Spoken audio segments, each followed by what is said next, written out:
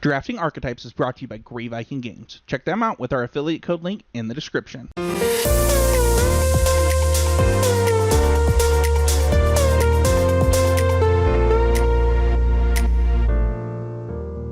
everyone, this is Sam Black with Drafting Archetypes, and today we're going to talk about white-black in an Innistrad Midnight Hunt. This archetype has an overall win rate of 56.9%, which puts it kind of in the middle of the pack. It's behind blue-white, blue-black, as well as Simic and Selesnya. Selesnya is particularly surprising there because I think that there's a perception that I've contributed to, perhaps, that black is stronger than green. And so seeing the, white paired with black perform worse than white paired with green is interesting. There's a lot to unpack about why that might be, but the overall win rate for this deck is kind of middle of the pack there, right? Like 4 color pairs perform better, so 5 perform worse. So really very much middle of the pack. You do have a lot of good cards. Black obviously has a lot of good cards. Basically, I think that there is synergy in white-black, but you're poorly strategically aligned in a way that makes your cards perform worse than the sum of their parts, despite the fact that on like an individual card pairing level, they should be working together, which is pretty unusual. Because usually when we think about cards failing to live up to their individual strength or exceed their individual strength, we would assume that that's an indication of a low synergy situation. But I don't think that's quite what's going on, right? We have cards that ask you to sacrifice stuff, and we have things that make tokens, and we have cheap things that aren't that bad to sacrifice because they could come back. And there's this go wide thing going on that's reasonably well supported. And so it seems like the pieces should generally be there for a synergistic deck to come together. But what's happening, I think, is that, so I talked early on about black kind of setting the stage for the format through the strength of its removal. And then that the next step from that is, okay, the removal's really good, so creatures die, so I want to play all value creatures. And in that context, it seems like white-black should be really good. I can lay out an archetype skeleton that has plenty of playables where you don't play a single creature that costs 3 or more mana that doesn't do something for you when it enters the battlefield or when it dies. And if your deck is all cheap stuff and value stuff, you line up pretty well against removal. And according to that first take, you should play well in the format. The problem is that's level 1. Level 2 is blue plays really well against this also, against removal, because blue has some raw card advantage, specifically in the form of Organ Hoarder. But also, basically there's the Organ Hoarder and Eccentric Farmer, and then to a lesser degree, Mill Yourself, Flashback, Otherworldly Gaze. That's doing this thing where you just start kind of chaining into more graveyard stuff and generating value and grinding out that way.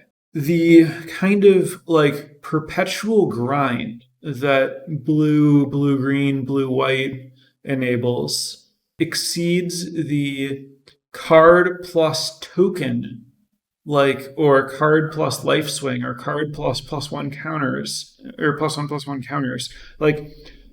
Basically, white-black is all value, but it's all really small ball.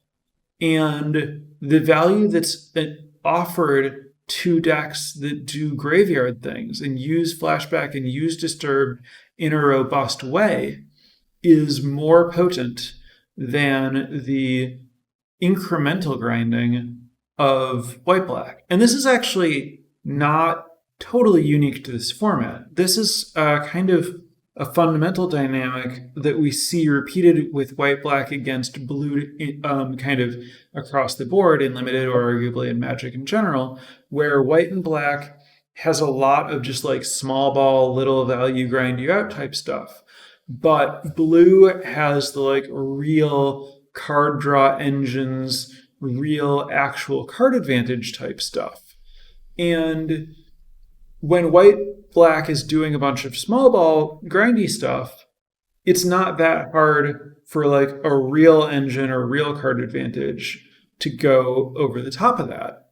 And so then white black ends up needing to go under the people with real card advantage, which is, I think, the spot that white black is in here, where you want to have a low curve, try to be more aggressive, leverage the fact that the card advantage that you're getting is not extra cards in your hand as much as it's extra board presence. It's a creature that gave me another creature, or a creature that gave me counters, or a creature that gave me a life swing.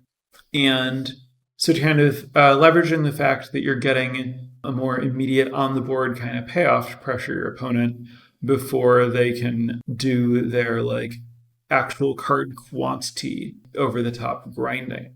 Basically, I think that we're in a spot where the graveyard-based inevitability machines in this format trump the grinding offered by stuff like white-black in a way that pushes people to pressure the graveyard decks to end the game before they chain their abundant resources into victory. And white-black isn't super fast, so it's not necessarily as well positioned to pressure people and end the game in that way. That's kind of the squeeze that they find themselves in, which means regardless of the fact that you might have some like little small ball synergies, those little small ball synergies, while they do exist and they mean that certain cards play better with certain other cards, and there are cards that you want specifically because you're white-black together that other people won't use as well as you, that doesn't change your strategic positioning or stop people from going over what you're doing. And that's why, even though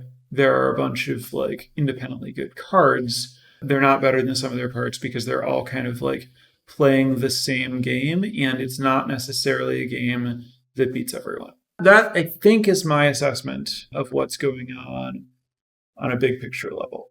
As for what do you do about that, I don't necessarily think that white-black has the tools to kind of like shift position.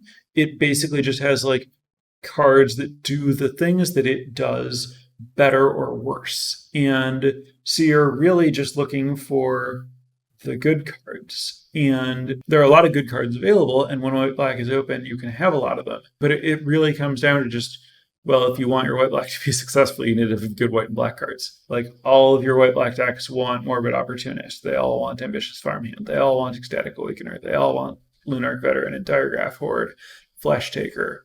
And the more of that stuff you have, the more you're going to win, because those cards are just really good. There are just a lot of cards available that win at a higher rate than like the archetype wins. And if you just play a bunch of cards that are good at winning games, your deck will probably be good at winning games. Which I think is to say, as far as like, when should you be in white-black, this is the kind of deck that you shouldn't just like choose to be because you like it, or like look to shift into it, or go like, oh, I have an Ecstatic Awakener, so I guess I'm pretty happy about getting this Clarion Cathar that gives me a 1/1 token that I can sacrifice to my Awakener, because there are plenty of things you can sacrifice to Awakener. You'd rather sack a zombie token anyway.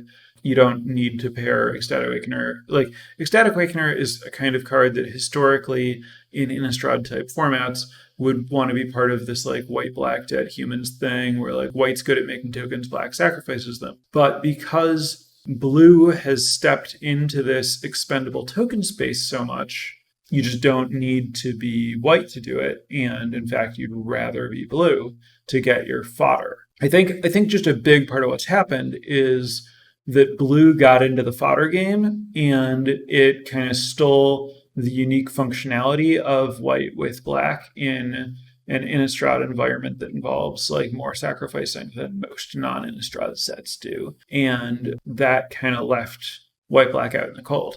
Yeah, all the stuff you're trying to do can almost just be done better by blue in terms of, well, if I want to like combine my like white early game or white aggression with some like, kind of card advantage, then I'd rather, instead of, relying on like getting Morbid Awakener or drawing Morbid Awakener, or like maybe trying to like grind out with Crawl from the Cellar as my source of card advantage, or like Diagraph Board to go wide, I would rather have the blue graveyard stuff. Or if I'm black and I'm looking to sacrifice things to my Ecstatic Awakener, or find things to die to trigger my Morbid Opportunist, or like find a way to go wide to use my Siege Zombie, I would rather just get the tokens from blue that are more expendable and cheaper to acquire. So I guess you're white black when you can't be blue, really, because either one of the colors would rather do the thing with blue, but blue should be highly contested in the format.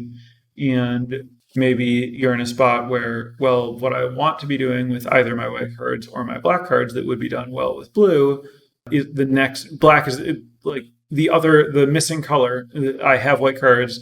I wanted blue cards. Well, now I go to black instead, or vice versa. The missing color might be the next best option to accomplish the goals of the cards. Like Ecstatic Awakener in particular, for example. I have Ecstatic Awakener. Great. I want to find something to sacrifice to it. Ideally, that's a zombie token. Look to blue.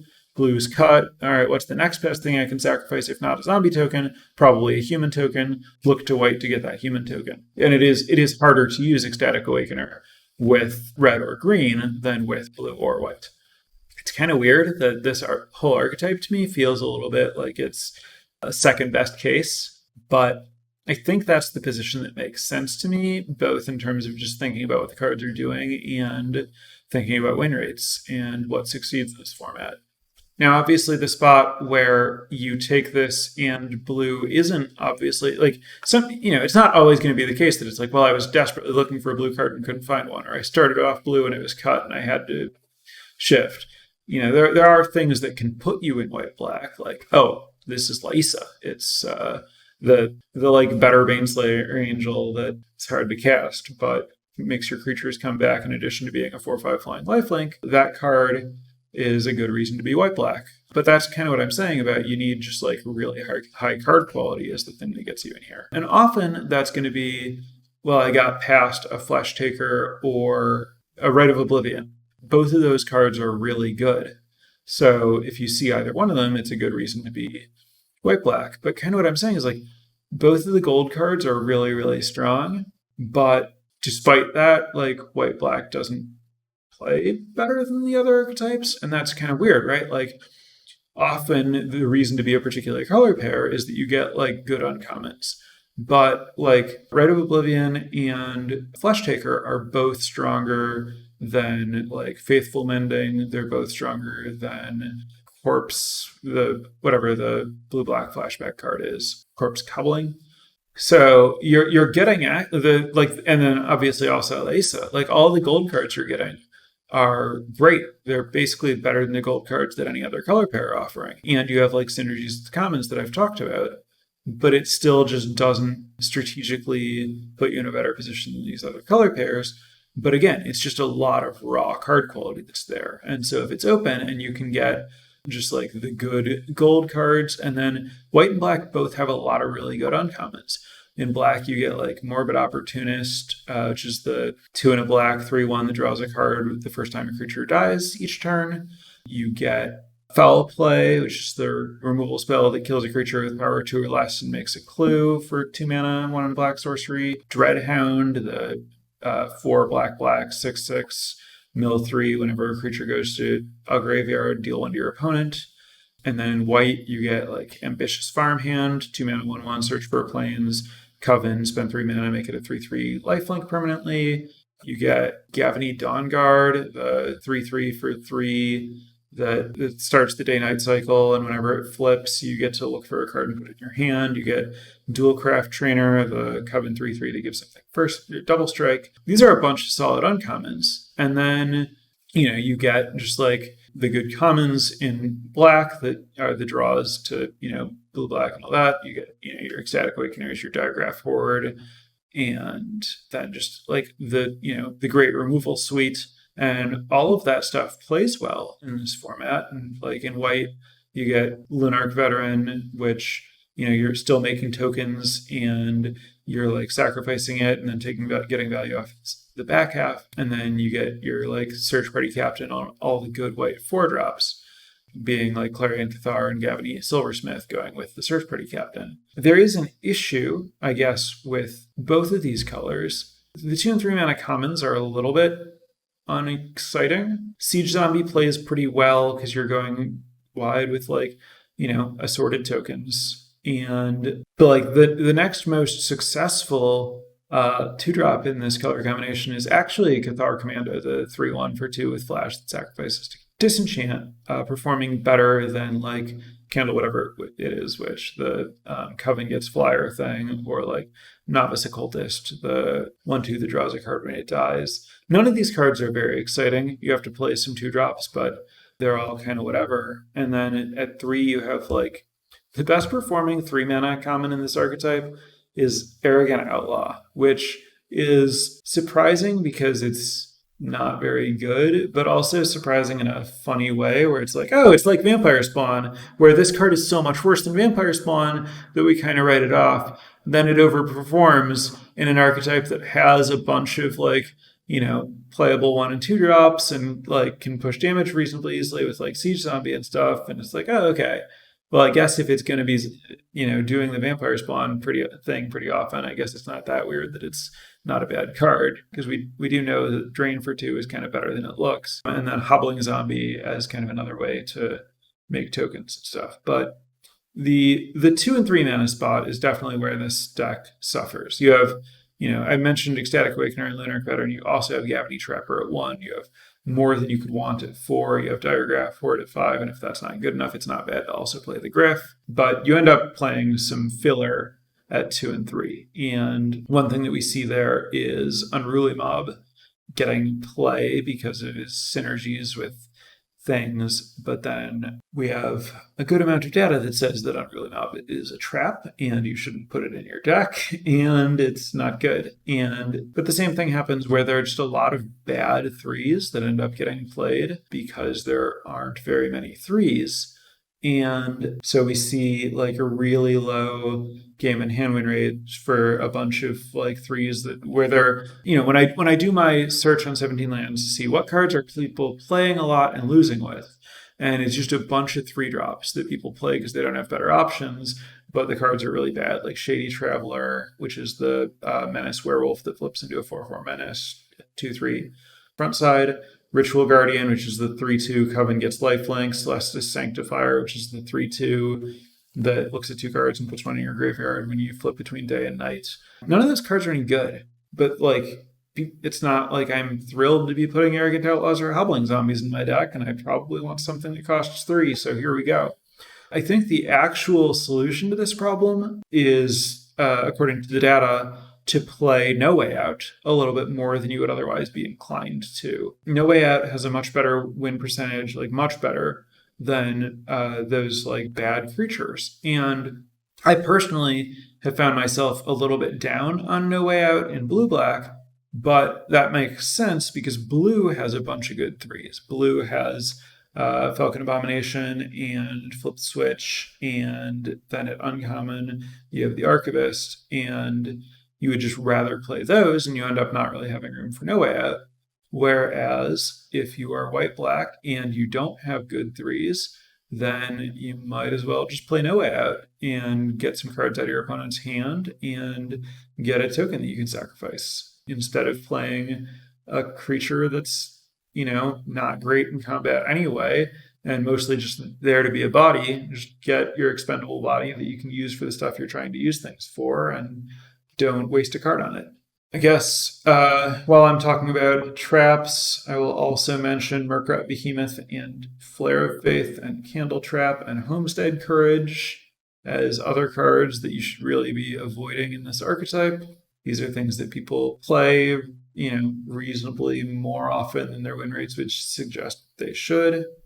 And then the similar analysis where I look, what are the cards that win a lot and people don't play them very much? Cards that you should consider playing more than you might be are No Way Out, Arrogant Outlaw, and Blessed Defiance. I guess Blessed Defiance segues nicely into another point that supports the Arrogant Outlaw thing that I want to talk about, which is that white-black is not good at making flyers in this set. If you think back to Silver Quill in Strixhaven, white-black was like all about flyers and evasion and like getting points in, and that was really successful. And that was the thing that white-black was doing that gave it this, I'm clocking my opponent, but I'm not the fastest, but I'm pretty inevitable kind of white-black feel in a very different way than however this deck is trying to do it.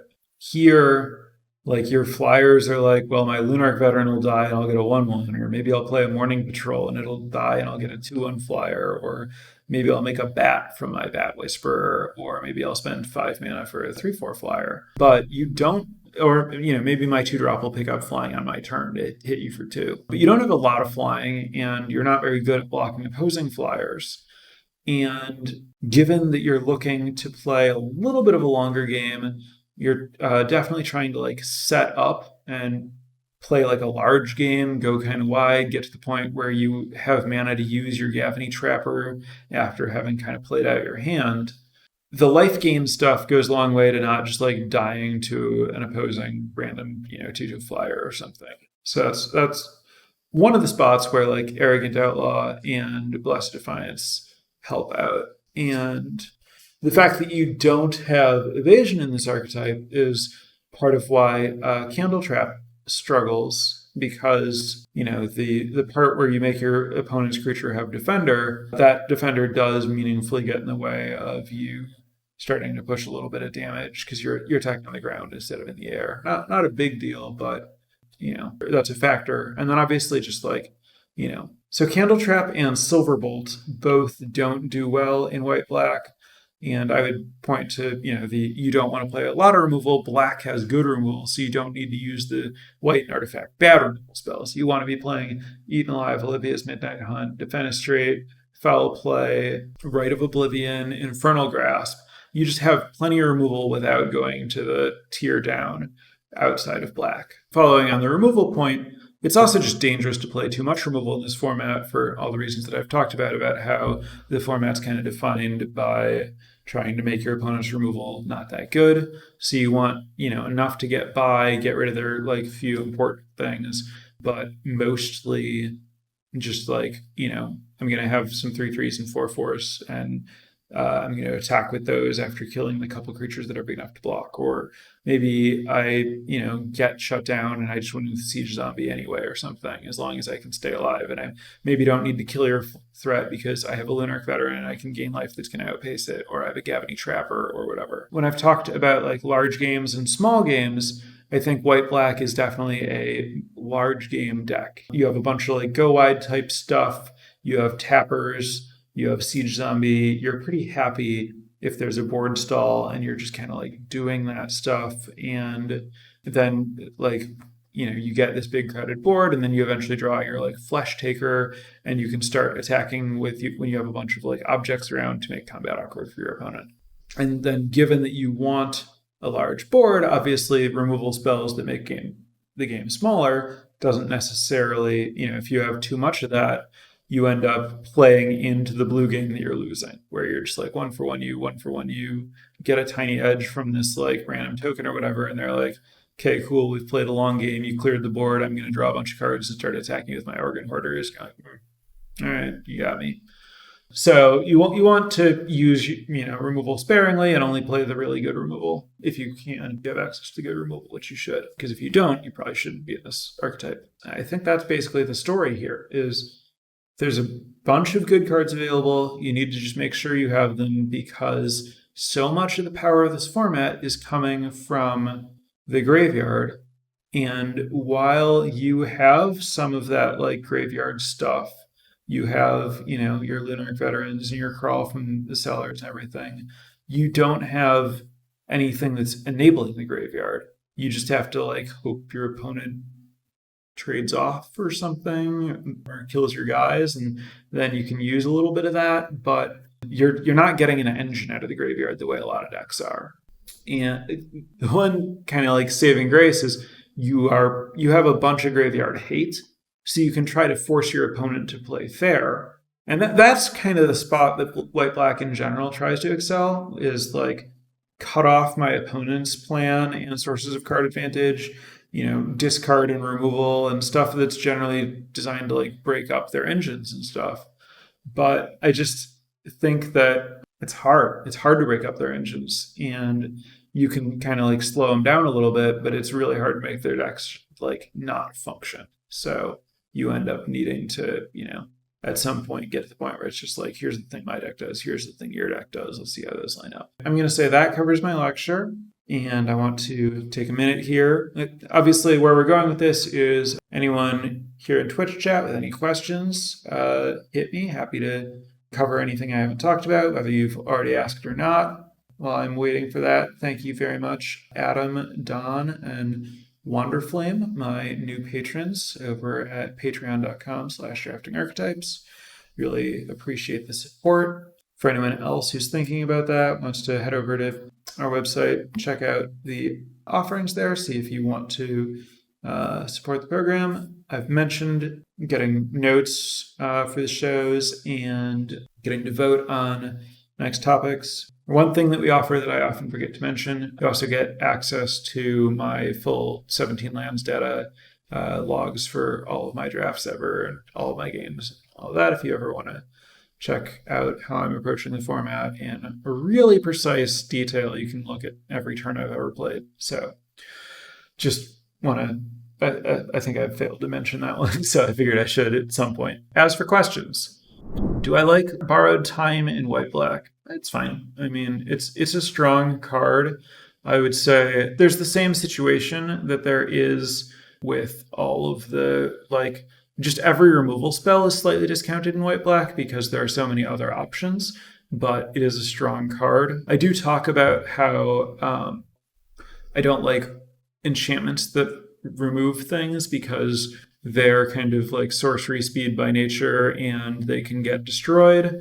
But Oblivion Ring type effects have continued to be successful where pacifism type cards have stopped being successful, just in terms of like what the data and experience shows. A lot of that is, well, there are a bunch of just random static abilities like Lunarch Veteran and Dualcraft Trainer and Gavany Dawnguard that like auras don't prevent, but Oblivion Ring style effects like Borrowed Time do actually answer all of those cards. And so that's a big liability that the pacifism type stuff has that Borrowed Time doesn't.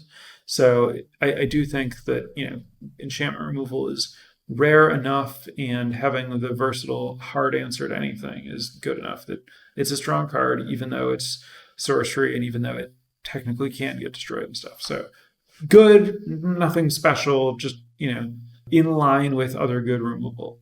As far as like its win rates, it's behind Rite of Oblivion and Foul Play, really like right next to Infernal Grasp, better than the black common removals. Definitely a good card, just not something that I'm super excited about, but definitely something I'm happy to play, and I'm going to take it, over most commons.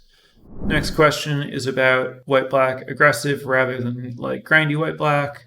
And yeah, I mean, I guess I didn't put quite sufficiently fine point on it, but yes, I do think that white-black fundamentally wants to be aggressive and wants to be attacking in this format. I think that you are way more likely to lose to your opponent going over the top because you tried to go too big than you are going to lose because you tried to apply pressure and petered out or whatever. I mean, that it's going to feel like that's what's happening either way, I guess, when they grind you out. But I do think that you want to focus on getting your opponent dead and leveraging the tempo aspects of the value that you're getting. How important is the specific uncommon Flesh Taker to this archetype? I don't think it's like you need a Flesh Taker in particular. I think it's more just like that is a good card that you get. Because it's not like there's a whole bunch of stuff that's like where it's like, oh, I really need to be able to sacrifice this, or it's really valuable to be able to sacrifice something at instant speed or whatever. It's just, this is, just a good rate, good card, lets me pressure my opponent, gives me a big attacker, but there are other ways to attack people, and it's in a very similar spot to Ecstatic Awakener you can use instead. It's the first sign in a draft that we are happy to be committed to black-white. Is it a late Flesh Taker / Rite of Oblivion? Yeah, I mean, the earliest sign you can get that you're happy to be white-black is just opening Lysa, but normally, yeah, I mean, getting a fourth or fifth pick type Flesh Taker, Rite of Oblivion is a pretty strong signal that it's a reasonable place to be if you are positioned to shift into it. Why is Candle Trap bad removal? It's expensive to actually exile something, plus requiring setup of having Coven in an archetype that's kind of medium at it. Like, you can do it. You do have some 0s, 1s, 2s, and 3s, but it's not hard to end up with a white-black deck where you just have like all 2s and 3s or all 1s and 2s for a while. And then because you have like a bunch of like random 2-power creatures or something, the thing that you put it on might be like, serving as a functional wall for one of your creatures. And again, you just have better removal, and you don't want too high a density of removal. I think you want just a little bit of removal in white-black. This is more of a generalized question about how highly you prioritize gold cards in an archetype that's like medium rather than something I'm excited to be committed about, I think, or committed to. And because I'm not looking to be white-black, I will definitely view the commitment as a cost. Or I will expect, like, I'll be thinking about, like with Rite of Oblivion, if I take a Rite of Oblivion, say like first or second pick, I'm not necessarily committing to white-black. I'm thinking that I might splash that card. Especially if I'm a deck that mills myself well, then it's going to play really well with jack-o'-lanterns in a green or blue deck that is also white or black, and then splashing the other one. Whereas Flesh Taker is a much higher commitment. So even though Flesh Taker wins more in white-black than Rite of Oblivion, I'm actually more likely to take Rite of Oblivion early than Flesh Taker because it's a better splash. With both of them, they're good cards that I'm going to discount slightly based on the fact that they don't necessarily directly lead to an archetype I want to be in. I'm not sure how much more precise I can get than that. Next question. I know Behemoth is not the greatest creature, but with all the Decayed tokens, I thought the card would play more like 6/6 for 6 in the previous sets. Could I talk about why it has underperformed so much? Yes.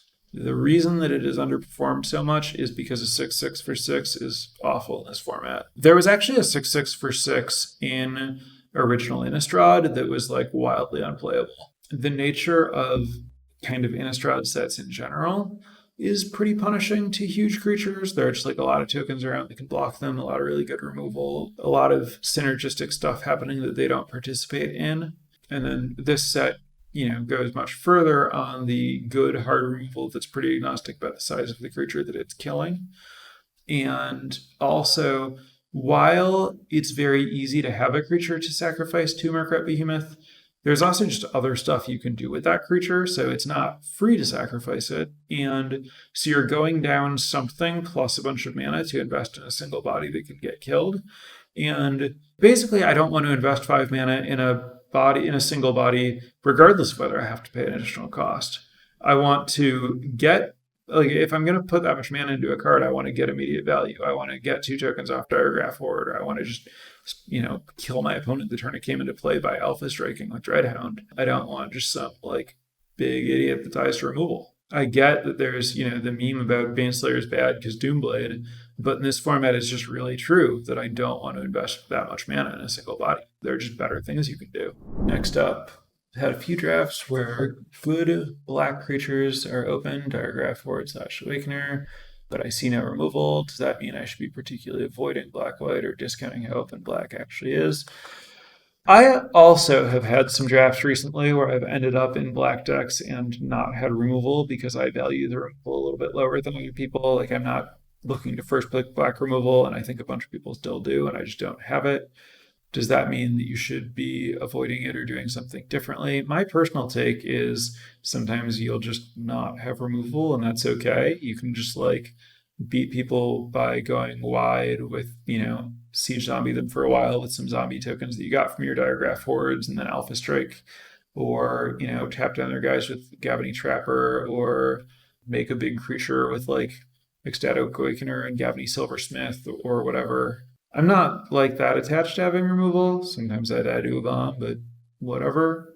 You can, obviously like shift up your prioritization of removal when you get partway through a draft and you're behind. But basically, I don't expect black to be open in a way where I'm the only black drafter at the table. There's going to be someone else and I'm fighting them on cards. And if they're taking all the removal and they're giving me all the diagraph hordes and awakeners, that's just a trade I'm willing to have to deal with. And as long as they're passing me enough just quality cards for my deck, I'm kind of willing to just assume I can make it work somehow. Next question. My experience with Rotten Reunion seems better than what the stats suggest, like in white-black. There's useful stuff to exile and it makes fodder for you. Yeah, I get that, and that's definitely not the first I've heard of people saying they've had good experiences with Rotten Reunion. I think it's reasonable to play generally just one, but sometimes more, especially if you don't have a lot of like diagraph hordes, so you're looking for the removal. It also gets a lot better the more like morbid opportunists and ecstatic awakeners and stuff like that you have, especially the less other fodder you have. I do think you want to be careful with it, since it is a card that's often just fundamentally putting you down a card eventually.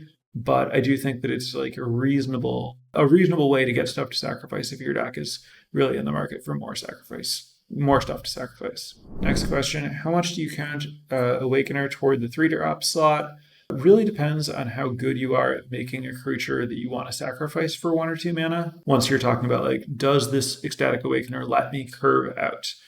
Because it's not letting you, like, it's not giving you something to spend 3 mana on turn 3 unless you're good at putting yourself in that position on turn 2. That said, basically, if I'm short on 3s, I'm not going to count it as a 3 unless I'm long on 2s that are good to sacrifice.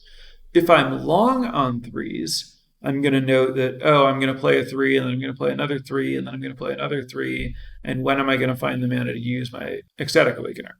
So it's like, I guess I kind of think of it the way that I think about a 3-mana removal spell, or just like a 3-mana spell, where it's not so much this is a turn 3 play as this is a play that's going to occupy 3 of my mana at some point. I don't know if you have a great infrastructure for extrapolating what that means about your curve, but I think that like the way that I would think about it in my curve is comparable to how I would think about like No Way Out in my curve.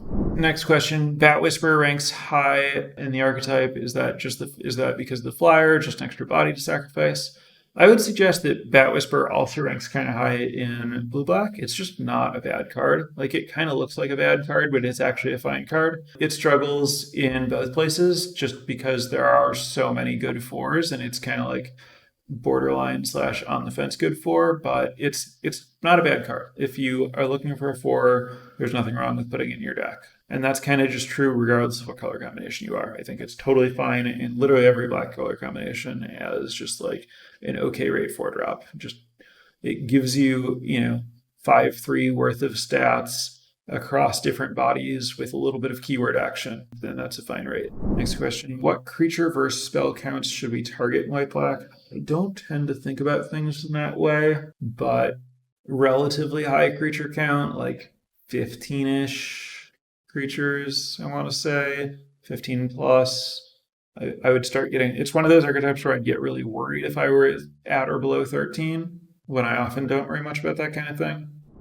Next question: why do you think Can't Stay Away performs so poorly? That's the white-black rare that reanimates a cheap card.